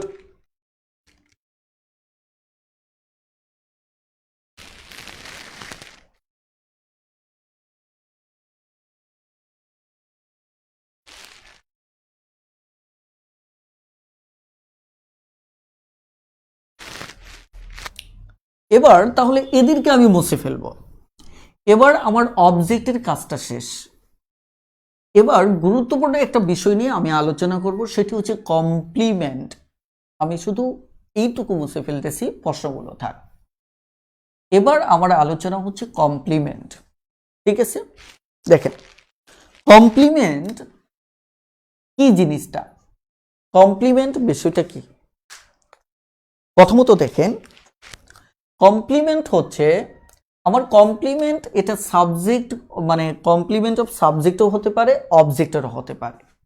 অর্থাৎ আমি সহজ কথায় লিখবো যে সাবজেক্ট কমপ্লিমেন্ট হতে পারে, আমার কি অবজেক্ট কমপ্লিমেন্টও হতে পারে। ভালো করে বোঝার চেষ্টা করেন যে আমার কমপ্লিমেন্ট কি হতে পারে, সাবজেক্টও হতে পারে, একই সাথে আমাদের কমপ্লিমেন্টটা কি হতে পারে, অবজেক্টেরও কমপ্লিমেন্ট হতে পারে। তাহলে সাবজেক্ট কমপ্লিমেন্টটা কি, অথবা আমাদেরকে অবজেক্ট কমপ্লিমেন্টটা কি, তাই কিনা? তাহলে চলুন বিষয়টা একটু ভালো করে খেয়াল করে দেখি। সাবজেক্ট কমপ্লিমেন্ট এবং অবজেক্ট কমপ্লিমেন্ট, যেমন আমি স্বাভাবিকভাবে যদি আপনাদেরকে বলি কি ইজ আ টিচার, তিনি একজন শিক্ষক, রাইট? তিনি একজন শিক্ষক। আমি বললাম দে are players, they are players, অর্থাৎ তারা হচ্ছেন কে, তারা খেলোয়াড়। ঠিক আছে, তাহলে এই জায়গাতে খেয়াল করে দেখেন যে আমি যে ভার্বটি ইউজ করেছি ইজ, এখানে যে ভার্বটি ইউজ করেছি সেটা আর। এখন কমপ্লিমেন্ট জিনিসটা কি, সেক্ষেত্রে সাবজেক্ট কমপ্লিমেন্ট কি? সাবজেক্ট কমপ্লিমেন্ট হচ্ছে যে এমন একটি শব্দ বা শব্দ সমষ্টি যেটা সাবজেক্টের অর্থটাকে পূর্ণতা দেবে, অর্থাৎ সাবজেক্টকে পূর্ণতা দেবে, সাবজেক্টের অর্থটাকে সম্পূর্ণ করবে, অর্থাৎ বাক্যের অর্থ সাবজেক্টের হয়ে সম্পূর্ণ করবে, সেটি হচ্ছে সাবজেক্ট কমপ্লিমেন্ট। ব্যাপারটা জটিল হয়ে গেল, আসুন ব্যাপারটা আমরা উদাহরণভিত্তিক সহজভাবে বোঝার চেষ্টা করি। যেমন আমি যদি স্বাভাবিকভাবে বলি যে এই জায়গায় আমাদের হি এবং একজন শিক্ষক, এখন আমি ধরে নিচ্ছি এই ব্যক্তির কথাই আমি বলছি, তাই কিনা? এই ব্যক্তির কথাই আমি বলছি, কথা বুঝতে পারছেন কিনা? যিনি হচ্ছেন কি আমার একজন শিক্ষক, খেয়াল করেন, অর্থাৎ এই ব্যক্তির কথা আমি বলছি। এখন আমি যদি স্বাভাবিকভাবে বলি তিনি হচ্ছেন একজন শিক্ষক, তাহলে এখানে হি দ্বারা আমরা কাকে বোঝাচ্ছি? এই শ্রদ্ধেয় শিক্ষককে বোঝাচ্ছি। আর টিচার বলতে কাকে বোঝাচ্ছি? টিচার বলতে আমি এখানেও ঠিক এই শ্রদ্ধেয় শিক্ষককে বুঝিয়েছি। তার মানে খেয়াল করে দেখেন এখানে সাবজেক্ট, এখানে আমরা একে কি হিসেবে জানি? সাবজেক্ট হিসেবে জানি। আর ইনিকে এই ব্যাপারে আমরা এখনো সিদ্ধান্ত নেইনি, তবে একটা জিনিস আমরা বলতে পারি যে ইনি যেই হোক এই সাবজেক্ট আর ইনি একই ব্যক্তি, আমরা এটি বলতে পারি কিনা? একই ব্যক্তি আমরা বলতে পারি কিনা? যে সাবজেক্ট যাকে বোঝাচ্ছে, এখানে যে শব্দটা, এটা যে নামেই ডাকবো না কেন, এইটি আর এটি একই ব্যক্তিকে বোঝাচ্ছে। অর্থাৎ আমরা যখন দেখব যে কোন এই মাঝখানে কোনো একটা ভার্ব বসে, এরপরে যে নাউন বা নাউন ইকুইভ্যালেন্ট, নাউন বা নাউনের মতো কেউ বসে, যখন সাবজেক্ট এবং ওই নাউন বা নাউন ইকুইভ্যালেন্ট, আমি যদি এখানে বলি যে নাউন বা যাই বসুক নাউনের মতো, তাহলে এই নাউনটার এই সাবজেক্টে একই ব্যক্তি কি না? ওকে, অবশ্যই একই ব্যক্তি। তখন এই সাবজেক্ট আর এই নাউনটা মূলত আমরা একই ব্যক্তিকে যখন বোঝাবে, তখন আমরা একেই বলবো হচ্ছে কমপ্লিমেন্ট। কি বলবো? কমপ্লিমেন্ট। এখন যেহেতু এটা সাবজেক্টের অর্থকে পূর্ণ করছে, সাবজেক্টেরই একটা কি পরিচয়, অর্থাৎ সাবজেক্টেরই একটা কি পরিচয়, তাই কিনা? এই পরিচয়টা অনেক প্রকার হতে পারে, আমি সেটি নিয়ে কথা বলতেছি। তখন সাবজেক্টেরই একটা পরিচয়, তখন খেয়াল করে দেখুন এই নাউন বা নাউন ইকুইভ্যালেন্ট যেটি থাকবে সেটি হচ্ছে মূলত আমার কে সাবজেক্ট কমপ্লিমেন্ট। এখন ভালো করে খেয়াল করে দেখেন এই পরিচয় হিসেবে কে থাকতে পারে? তার পেশা থাকতে পারে, তার ডিগ্রি থাকতে পারে। যেমন আমি যদি স্বাভাবিকভাবে বলি হি ইজ অ্যান MBA, অথবা হি ইজ এ BBA, বলতে পারি কিনা? তার মানে এটি হচ্ছে তার কি পেশা। তার মানে তার পেশা থাকতে পারে, তার রাজনৈতিক পরিচয় থাকতে পারে, তার জাতীয়তা থাকতে পারে। আমি বলতে জাতীয়তা থাকতে পারে, আমি বললাম হি ইজ অ্যান ইটালিয়ান, তার মানে কি তার জাতীয়তার পরিচয়ও থাকতে পারে। অর্থাৎ তাহলে এই ক্ষেত্রে আমরা যেটা দেখতেছি যে এই যে এখানে MBA এটি হচ্ছে subject complement, he is a teacher, এখানে টিচার হচ্ছে subject complement, they are players, এখানে তারাই মানে হচ্ছে এই প্লেয়ার, তার মানে এটা হচ্ছে আমার কি সাবজেক্ট কমপ্লিমেন্ট। Subject complement.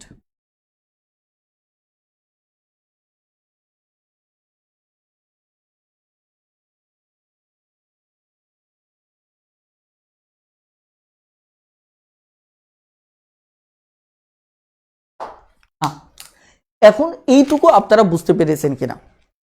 একটু দ্রুত কমেন্টে জানিয়ে দিন যে এইটুকু আপনারা বুঝতে পেরেছেন কিনা, খুব দ্রুত কমেন্টে জানিয়ে দিন।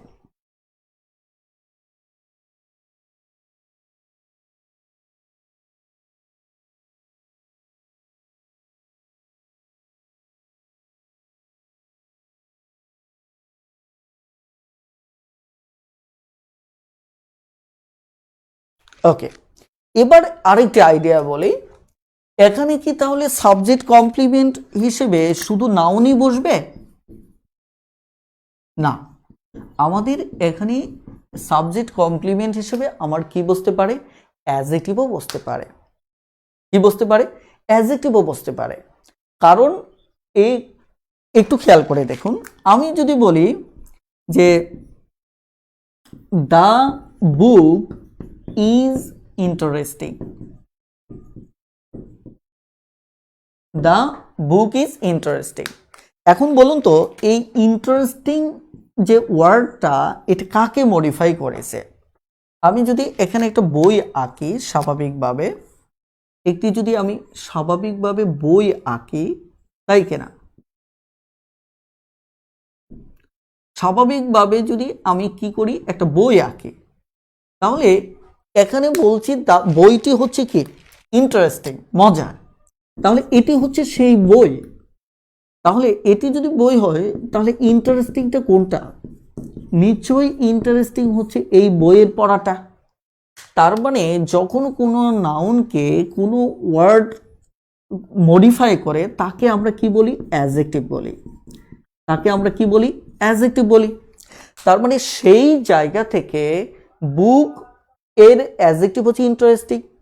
তার মানে হচ্ছে শুধুমাত্র পরিচয় না, আমাদের যদি ওই নাউনের সাবজেক্টের দোষ গুণ প্রকাশ করে, অর্থাৎ যেগুলি অ্যাডজেক্টিভের ক্ষেত্রে ব্যবহার হয়, যদি দোষ গুণ প্রকাশ করে ওই দোষ গুণ ওয়ার্ডটাও হচ্ছে মূলত আমার কে সাবজেক্ট কমপ্লিমেন্ট। এবার আসেন সাবজেক্ট কমপ্লিমেন্ট, যেমন আমি যদি আরেকটা বলি যে আয়রন ফিলস হার্ড, লোহা শক্ত অনুভূত হয়, অথবা ম্যাঙ্গো টেস্ট সুইট। দেখেন তো আমি স্বাভাবিকভাবে যদি ধরেন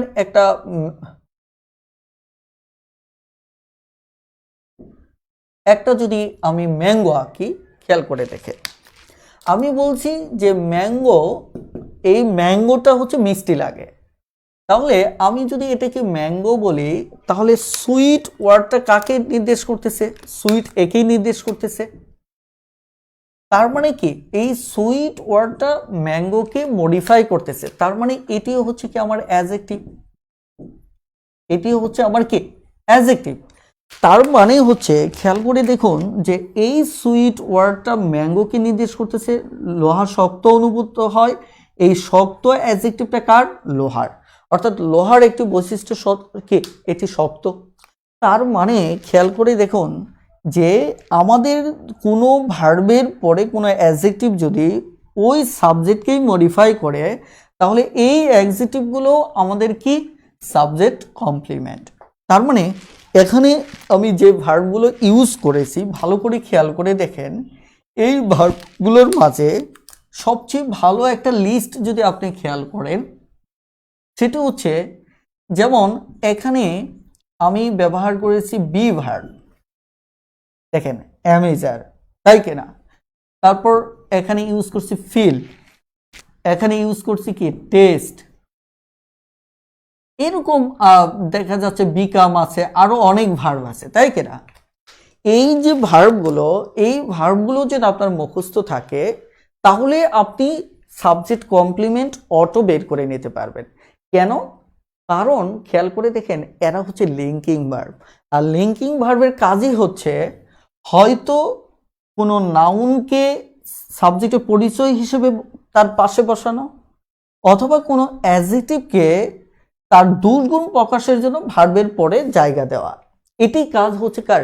লিঙ্কিং ভার্বের। লিঙ্কিং ভার্বের কাজই হচ্ছে সাবজেক্টের একটা পরিচয় আছে, এটা সাবজেক্টের সাথে বসে নাই, পরে বসছে, তার মানে কি মাঝখানে এই ভার্বটা বসে এই দুটোর মাঝে সম্পর্কটা, আত্মীয়তার সম্পর্কটা ধরে রাখে, এই কারণে সে লিঙ্কিং ভার্ব।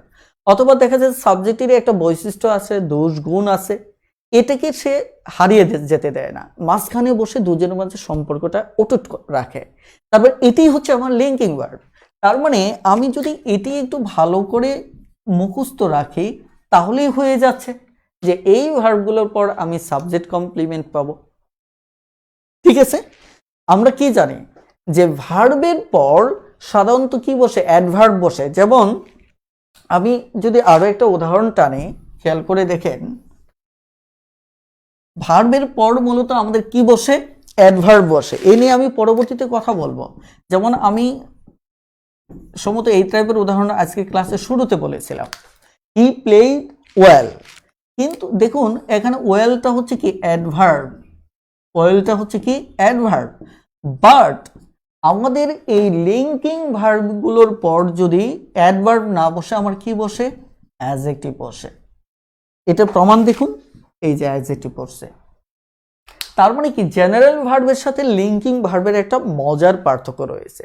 এই পার্থক্যটিও আমরা ভার্বের চ্যাপ্টারে অনেক অনেক বিস্তারিত জানব। দ্রুত কমেন্টে জানিয়ে দিন, খুব দ্রুত কমেন্টে জানিয়ে দিন YNR, YNR, খুব দ্রুত কমেন্টে জানিয়ে দিন।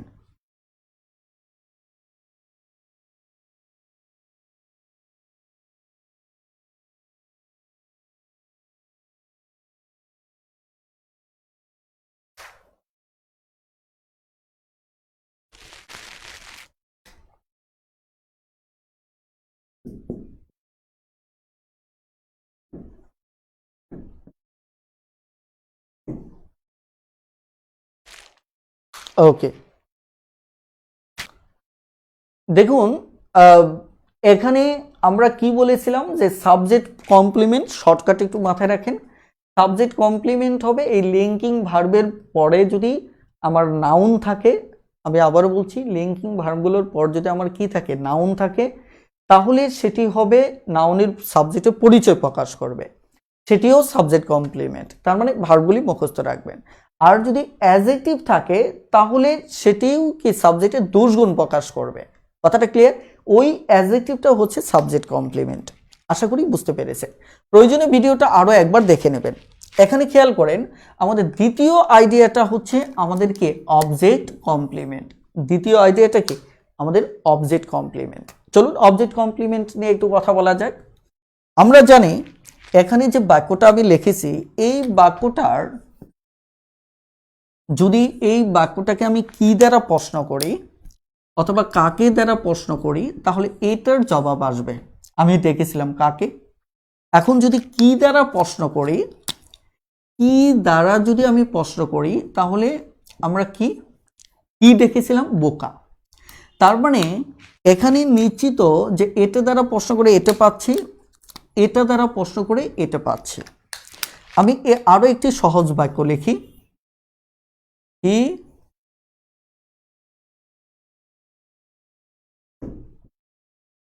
এখন দেখুন, আমি যদি প্রশ্ন করি এই বাক্যটিকে, এই ভার্বটিকে, কি যে সে আমাকে দিয়েছিল, কাকে? আমাকে। তার মানে কাকে দ্বারা যদি আমি প্রশ্ন করি তাহলে মি পাচ্ছি, তাই কিনা? কি পাচ্ছি? মি পাচ্ছি।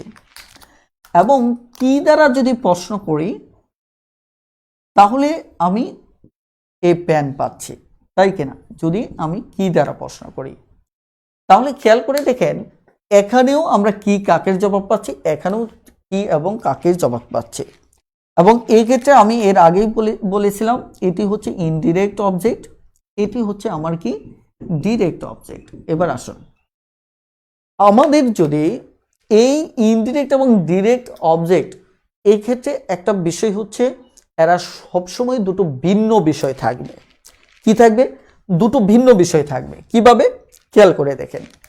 যেমন আমি যদি মি বলি, ধরেন এই হচ্ছে আমি মি, তাই কিনা? এই হচ্ছে আমি কি মি, এটি হচ্ছে মি। এখন খেয়াল করে দেখেন, আর ধরেন এটি হচ্ছে আমার একটা কি কলম,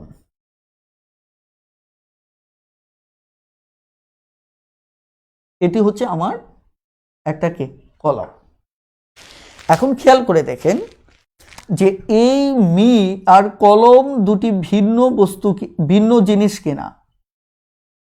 আমি যদি বলি নট ইকুয়াল, দুটি ভিন্ন, এটিও অবজেক্ট, এটিও অবজেক্ট, এটি মি, এটি হচ্ছে এ পেন, কিন্তু দুটি ভিন্ন, যাকে আমরা গাণিতিক ভাষায় বলতে পারি নট ইকুয়াল। অর্থাৎ আমাদের দুটি অবজেক্টের ক্ষেত্রে সাধারণ বৈশিষ্ট্যটা এমন থাকবে। আমি আবারও বলছি, সাধারণ বৈশিষ্ট্যটা কি থাকবে? এরকম থাকবে। এখন একটু খেয়াল করে দেখেন এই বাক্যটার ক্ষেত্রে আমি বললাম যে এটি হচ্ছে হিম, তাই কিনা? এখন প্রশ্ন হচ্ছে আমি তাকে বোকা বললাম বা বোকা হিসেবে রাখলাম। এখন খেয়াল করে দেখেন হিম দ্বারা কাকে বোঝানো হচ্ছে? একেই বোঝানো হচ্ছে। কাকে বোঝানো হচ্ছে? একেই বোঝানো হচ্ছে। তাহলে বোকা এ ফুল, এটি দ্বারা কাকে বোঝানো হচ্ছে? একেই বোঝানো হচ্ছে। লক্ষ্য করুন এই যে দুটি জিনিস, এই দুটি জিনিস দ্বারা কাকে বোঝানো হচ্ছে? হিম বলতে একেই বোঝানো হচ্ছে, বোকা বলতে একেই বোঝানো হচ্ছে। আপনাদের কি সাবজেক্ট কমপ্লিমেন্টের কথা মনে আছে? সেখানে সাবজেক্ট আর ওই লিঙ্কিং ভার্বের যে নাউনটা দুটোই একই ব্যক্তিকে বুঝিয়েছিল। ঠিক এখানেও সেখানে সাবজেক্ট আর এর লিঙ্কিং ভার্বের পরেরটার সাথে একই ব্যক্তির সম্পর্ক ছিল। এবার দেখতে পাচ্ছেন এখানে যে অবজেক্ট, অবজেক্ট আর এর পরে যে অবজেক্টের পরে যে নাউনটা, এই দুটো একই ব্যক্তিকে বোঝাচ্ছে, একই ব্যক্তিকে বোঝাচ্ছে। তার মানে আমি এই দুটোকে ইকুয়াল বলতে পারি, অর্থাৎ আমি বলতে পারি এরা দুজন একই, অবজেক্ট আর অবজেক্টের পরের নাউনটা একই। বলুন তো এই দুটোর পার্থক্যটা বুঝতে পারছেন কিনা? ওয়াই এন্ড আর। হারিয়া খুব দ্রুত কমেন্টে জানিয়ে দেন Y and R.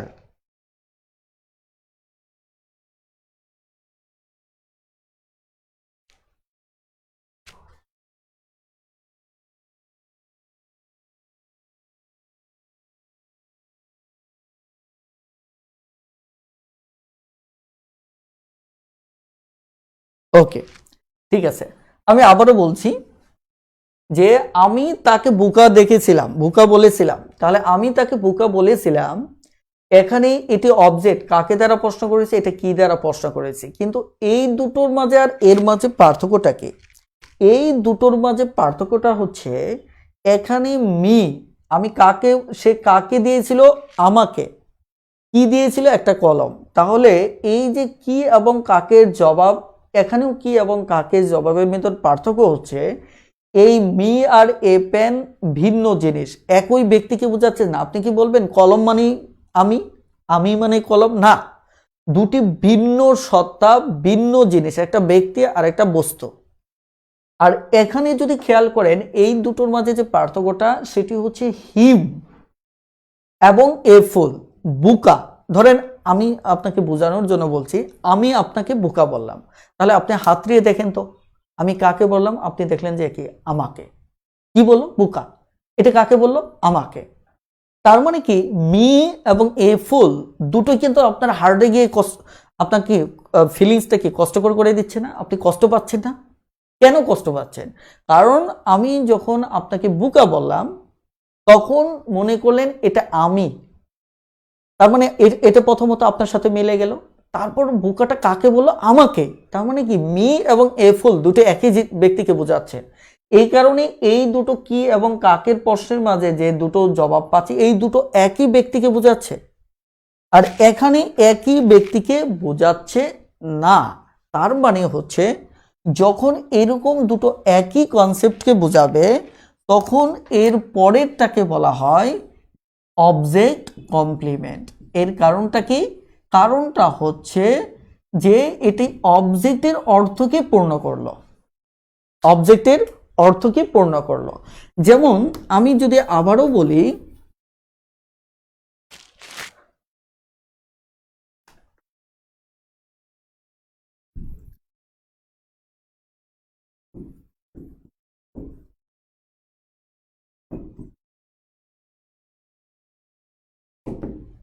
We elected him captain, তাহলে খেয়াল করে দেখেন আমরা নির্বাচন করলাম এখানে হিমটাকে, আপনি যদি একে দেখেন এই হচ্ছে হিম, তাই কিনা?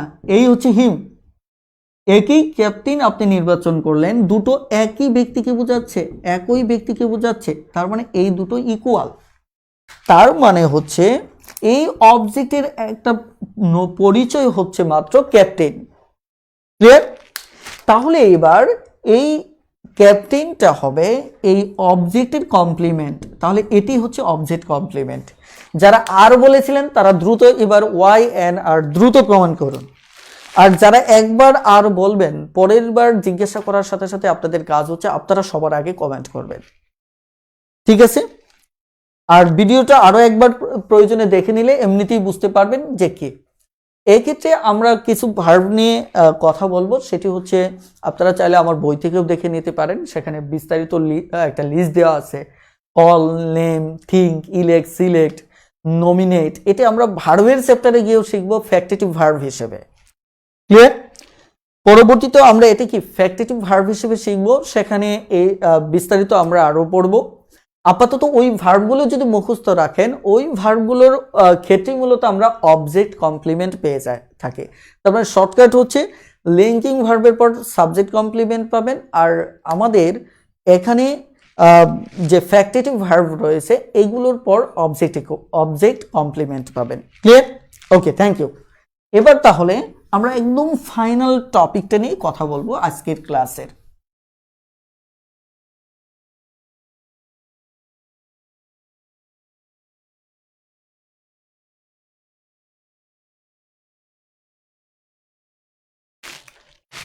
সেটি হচ্ছে মডিফায়ার।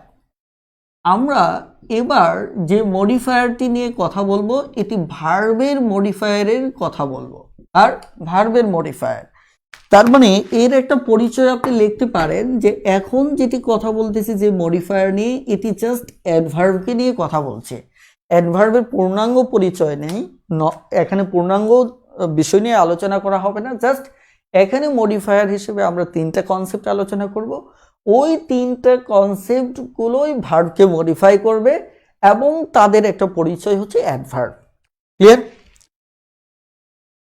হ্যাঁ, যদি না হয় সেক্ষেত্রে আমরা বলছি একটা ডিরেক্ট অবজেক্ট আরেকটা কে ইনডিরেক্ট অবজেক্ট। তবে সেখানে আরেকটা বিষয় আমি একটু বলি, শুধুমাত্র আপনারা দেখবেন যে সাবজেক্টের পরিচয় প্রকাশ করছেন না অবজেক্টের পরিচয় প্রকাশ করছে। কারণ আমি যদি বলি হি কল্ড এ ফুল, দেখেন যদি এরকম বাক্যটা থাকে তাকে বুকা ডাকা হয়েছিল বলা হয়েছিল, তাহলে এটি কিন্তু দেখেন আমি দুটো বাক্য ইউজ করেছিলাম। একটা বাক্য ছিল কি কি আই কল্ড হিম এ ফুল, এখানে আমাদের এটি ছিল কি অবজেক্ট কমপ্লিমেন্ট। কি ছিল? Object complement. আবার এই বাক্যে এটি হবে আমার সাবজেক্ট কমপ্লিমেন্ট। কেন সাবজেক্ট কমপ্লিমেন্ট হবে? কারণ হচ্ছে এখানে এটা সাবজেক্টের পরিচয় প্রকাশ করা হচ্ছে আর এখানে এটা অবজেক্টের পরিচয়কে প্রকাশ করা হচ্ছে। এই কারণে আপনারা শুধু মূল কনসেপ্টটা জানবেন তাহলেই হবে, ঠিক আছে?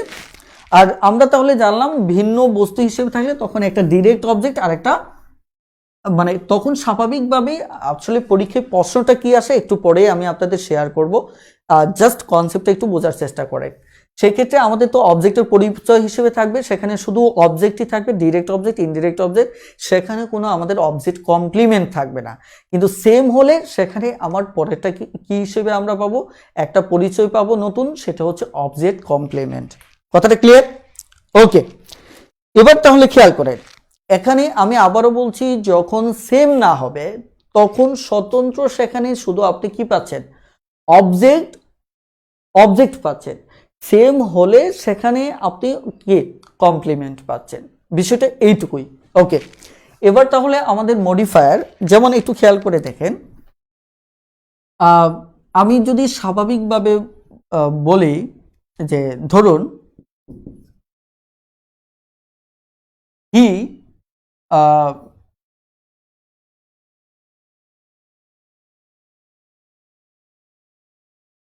came here ধরেন লাস্ট নাইট, তাহলে এখানে সে গতকাল এসেছিল। প্রশ্ন হচ্ছে সে কখন এসেছিল? সে কখন এসেছিল? গতকাল এসেছিল। আবার আমি যদি বলি হি ড্রাইভস, সে চালায় ফাস্ট, দ্রুত। আমি যদি প্রশ্ন করি সে কেমন চালায়, তাহলে আপনি বলবেন কি দ্রুত চালায়, তাই কিনা? এখন এই জায়গায় যদি আমি বলি হি স্লোলি, সে কেমন চালায়, তাহলে আপনি এখানে বলছিলেন কি দ্রুত চালায় আর এখানে বলবেন কি সে ধীরে চালায়। আবার যদি আমি বলি এখানে ব্যাডলি, তাহলে আপনি বলবেন কি সে মন্দ চালায়, তাই কিনা?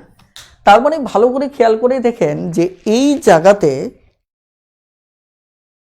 ভালো করে খেয়াল করে দেখেন যে যখন আপনি কোনো বাক্যে এই ধরনের প্রশ্ন পাবেন যে কেমন চালায়, মানে যদি এখানে আমি আবারও বলছি যে হাউ দ্বারা প্রশ্ন করলে যে জবাব পাবেন ভালো করে খেয়াল করেন, সে চালায়, কেমন চালায়?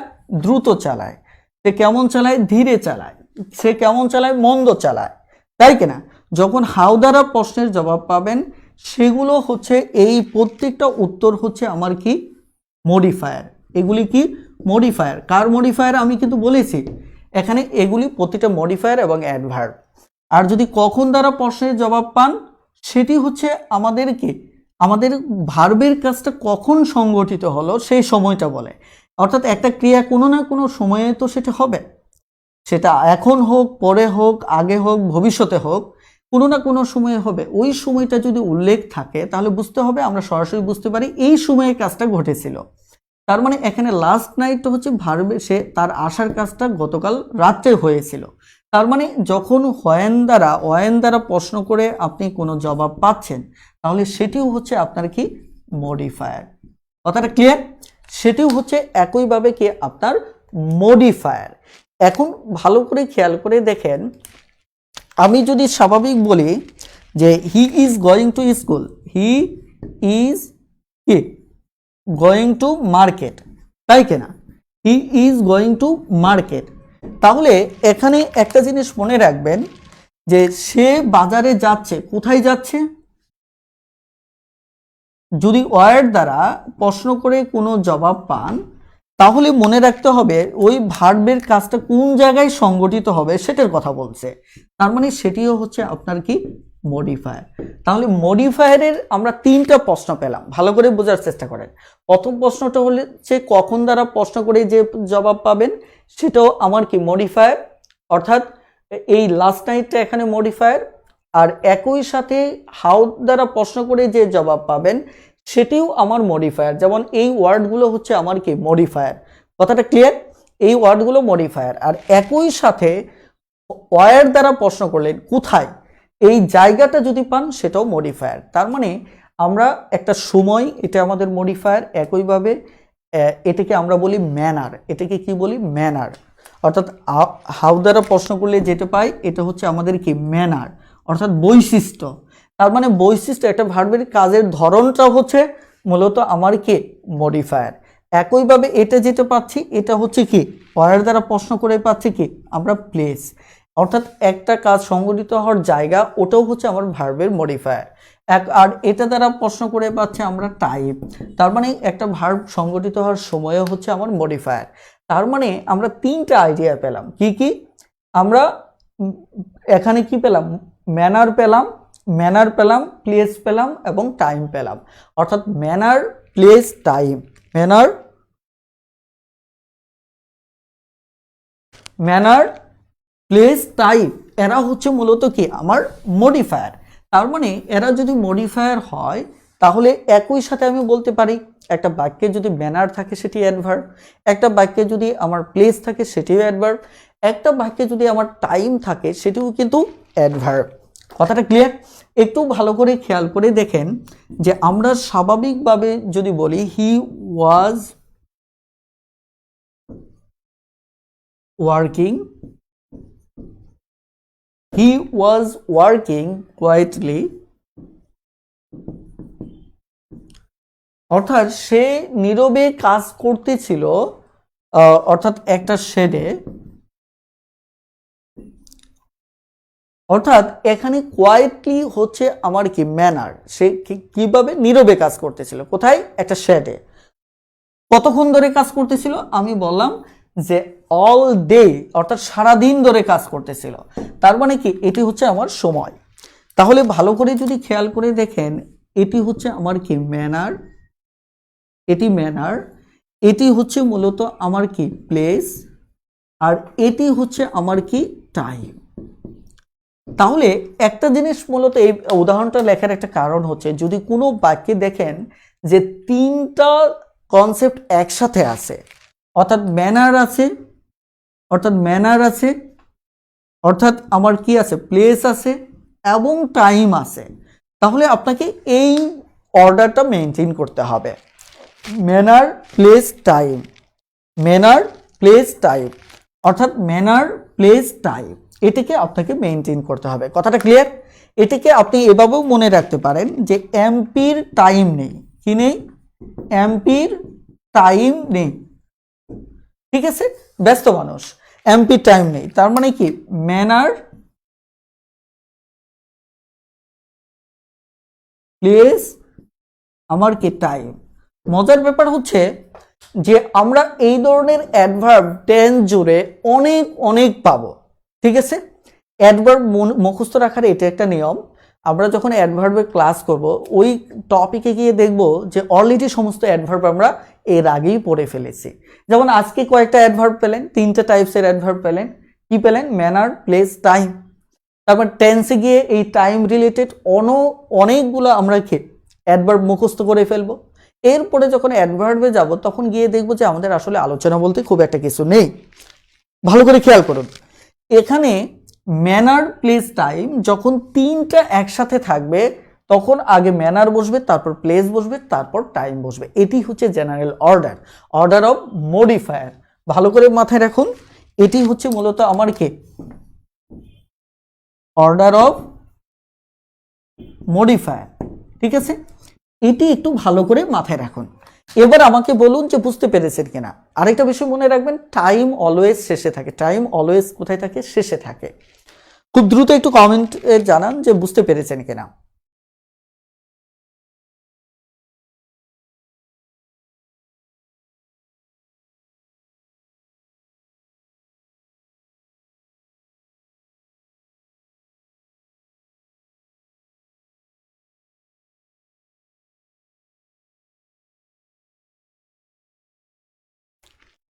ওকে, তাহলে আমরা একটু শর্টকাটে ব্যাপারটা দেখে নিই। শর্টকাটের ব্যাপারটা হচ্ছে, ভালো করে খেয়াল করে দেখুন, আমাদের শর্টকাট বিষয়টা হচ্ছে যে যদি ম্যানার, প্লেস, টাইম তিনটে একসাথে থাকে তাহলে আমরা আগে ম্যানার বসাবো, তারপর প্লেস, তারপর টাইম বসাবো। এই হচ্ছে মূলত আমাদের আজকের আলোচনা। আমি জাস্ট 2 থেকে 3 মিনিট সময় নেব, কয়েকটা প্রিভিয়াস কোশ্চেন সলভ করব। একটু খেয়াল করেন, আপনারা হাতে বই তুলে নেন, খুব দ্রুত বই তুলে নেন। আমার আলোচনা শেষ, আজকের মতো আলোচনা শেষ ইনশাল্লাহ। এই ছিল আজকে আমাদের বেসিক গ্রামার। তো আমরা ইনশাল্লাহ আগামীকাল থেকে বিসিএস সিলেবাস এবং অন্যান্য যে জবস আছে, এই জব ইংলিশের যে টপিকগুলো আছে সেগুলি থেকে আলোচনা শুরু করব। আর যেটাকে আমরা বেসিক গ্রামার হিসেবে মূলত আমরা জানি, আসলে শুধু বেসিক না, এখান থেকেও দেখুন বইতে অনেকগুলো প্রশ্ন এসেছে। তার মানে কি, আর এই আলোচনাটা আমাদের পরবর্তী, আমি বলেছি যে পরবর্তীতে আমাদের অনেক জায়গায় লাগবে, ভয়েস চেঞ্জে স্পেশালি অনেক বেশি লাগবে, তারপর আরও কিছু ক্ষেত্রে লাগবে। তার মানে যেটা বেসিক, মানে শুধু বেসিক না, আসলে এগুলো পরীক্ষার জন্য গুরুত্বপূর্ণ। ঠিক আছে? আর যাদের কাছে বই নেই অবশ্যই বইটা সংগ্রহ করে নেবেন, এটা আমি আবারও বলছি, কারণ এত বড় বই আপনাদের দ্বারা ফটোকপি করা সম্ভব না। বুঝতেই তো পারছেন কি বিশাল বই। আর আমি এতক্ষণ যে আলোচনা করলাম এগুলি কিন্তু নোট বইতে দেওয়া। সঙ্গত কারণে আমার ক্লাসটাকে আরও বেশি ফিল করার জন্য আপনাদের বইটা সাথে রাখলে আপনি আরও 10 গুণ বেশি বুঝতে পারবেন। সো আবেগ, ইমোশন নয়, আপনার একটা 10টা 20টা বই থাকতে পারে, সমস্যা নেই।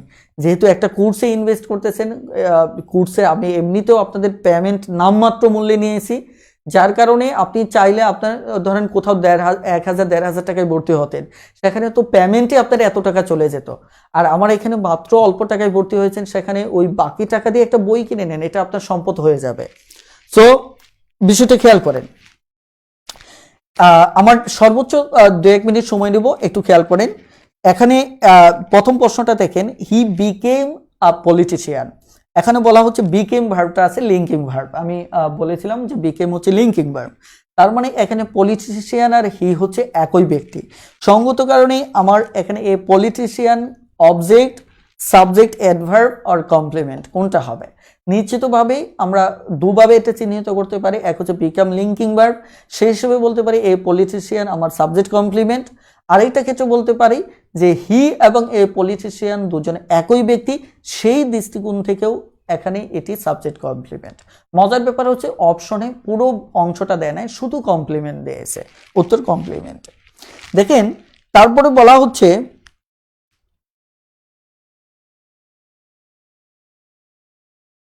এখানে ইমরান ভাই দেখুন, আপনি মাঝখানে ক্লাসে ছিলেন না, অবশ্যই ক্লাসে ছিলেন না, প্লিজ। ইমরান ভাই এখানে যে বলেছেন ম্যাঙ্গো টেস্ট সুইট, এখানে সুইট কিভাবে সাবজেক্ট কমপ্লিমেন্ট, আপনি মাঝখানে ক্লাসে ছিলেন না অথবা কোনো কারণে ভিডিওটা দেখেন নাই। আমি অ্যাডজেক্টিভ নিয়েও লম্বা সময় আলোচনা করেছি। প্লিজ আপনারা অবশ্যই ভিডিওর একটা সেকেন্ড মিস করবেন না। আমি আপনাদেরকে বলি, দেখুন, আপনারা অলসতা করবেন, আপনারা পাপ করবেন, পাপের দায়ভার মানে বৃদ্ধি করবেন, সেটা কিন্তু আমি বহন করব না। আমি আমার জায়গা থেকে সর্বোচ্চ পরিমাণ ব্যাখ্যা বিশ্লেষণ করে আপনাদের সমস্যার সমাধান দেব। কিন্তু যে বিষয়টা আমি আলোচনা করব এবং আমি মনে করি এই ব্যাপারটা বোঝার জন্য যথেষ্ট, আর আমি আমার নৈতিক জায়গা থেকে বলতেছি যে আমি যেহেতু প্রায় 1 যুগ ধরে পড়াচ্ছি, আমি জানি কোন জায়গায় স্টুডেন্ট বুঝবে কি বুঝবে না। আমি জানি যে আপনি ক উচ্চারণ করতে পারবেন, তার মানে আবার যদি ক নিয়ে প্রশ্ন করেন তাহলে আমি মনে করবো আপনি অলসতা করতেছেন। তার মানে অবশ্যই আমার ভিডিওর প্রত্যেকটা সেকেন্ড আপনাকে দেখতে হবে, প্রত্যেকটা সেকেন্ড দেখতে হবে। কারণ হচ্ছে আমি পড়াচ্ছি আপনাকে শেখানোর জন্য। কারণ একটা ভিডিও এখন দেখতেছেন আপনার ভালো লাগতেছে, কিন্তু পরবর্তীতে রিপিট করতে গেলে আমার ওই কথাগুলো আপনাদের বিরক্তিকর লাগবে। ওকে, দেখেন এখানে শি প্রেজেন্টেড মি আ বুক, তার মানে বুঝতেই পারছেন মি এবং এ বুক, এর মাঝে এ বুকটা হচ্ছে আমাদেরকে ডিরেক্ট অবজেক্ট। কারণ হচ্ছে এখানে কি কাকে দ্বারা প্রশ্ন করলে আমরা কি এর জবাব হিসেবে এ বুক পাচ্ছি। ক্লিয়ার? ওকে, এরপর 3 নম্বর প্রশ্নটা, identify the underlined item in the sentence.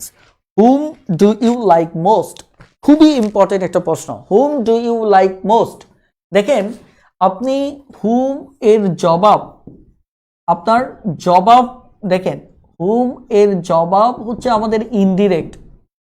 যদি জবাব না থেকে হুম থাকে তাহলে সেটিও আমাদের ইনডিরেক্ট, ভালো করে মাথায় রাখবেন। হুম এর জবাব হচ্ছে আমার কি ইনডিরেক্ট, অর্থাৎ উত্তর হুম দ্বারা প্রশ্ন করে যেটা পাবো এটা ইনডিরেক্ট। কিন্তু যদি প্রশ্নে জবাব না থেকে হুম ওয়ার্ডটাই থাকে জবাব খোঁজার জন্য, অর্থাৎ প্রশ্ন করার জন্য, তাহলে এটিও ইনডিরেক্ট। একইভাবে ওয়ার্ড এর জবাব হচ্ছে আমার কি ডিরেক্ট। এখন এই জবাব না থেকে যদি জবাব জানতে চেয়ে গিয়ে ওয়ার্ড থাকে তাহলে এটি ডিরেক্ট হবে। ক্লিয়ার? ওকে, এবার আসেন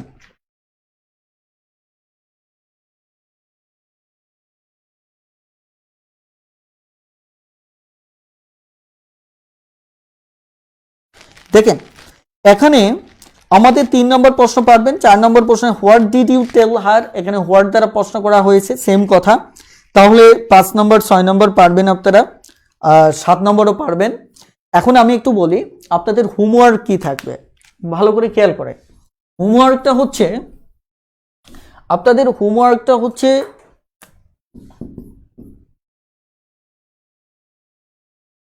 চ্যাপ্টার 1, চ্যাপ্টার 1 হচ্ছে আপনাদের হোমওয়ার্ক, অর্থাৎ সরাসরি পেজ 11 পর্যন্ত, পেজ 11 পর্যন্ত, সরি 10 পর্যন্ত, 0 থেকে 10 পর্যন্ত। এখানে কোনো একটা ওয়ার্ড যদি আপনি না বুঝতে পারেন সেটা আমাকে জানাবেন, ঠিক আছে? ওকে, এই হচ্ছে মূলত আমাদের আজকের আইডিয়া। আজকে ইনশাল্লাহ আপনারা ভিডিওটা বারবার দেখার সুযোগ পাবেন, অবশ্যই দেখে নেবেন। আর এখানে পলাশ ভাই বলেছেন এত বড় লং ক্লাস ছাড়া এই সময়ে চাকরি প্রস্তুতি করার সুযোগ নেই। কারণ হচ্ছে তাহলে একটা কোর্স শেষ করতে আমাদের 6 মাস 1 বছর সময় লাগবে। এত লম্বা সময়ে কখন শিখবেন, কখন ক্লাস করবেন? এই যেহেতু আপনারা এখন জব সিকার, সো আপনাদের লম্বা সময়ই ক্লাস করতে হবে। আর এখানে লম্বা সময় বলতে প্রথম আইডিয়া দাঁড় করাতে গিয়ে হয়তো কোনো ক্লাস এই আইডিয়াটা রাখার সুযোগ ছিল না, নচেত আমি 1 ঘন্টা 20 মিনিটেই শেষ করে দিতাম, হয়তো কয়েক মিনিট সময় একটু বেশি লেগেছে। ওকে ওকে, আর আপনাদের গ্রুপের শিডিউলটা অবশ্যই নিয়ে নেবেন, ওখানে এক্সাম টোটাল সহ আমি গ্রুপে পোস্ট করে দেব, ঠিক আছে?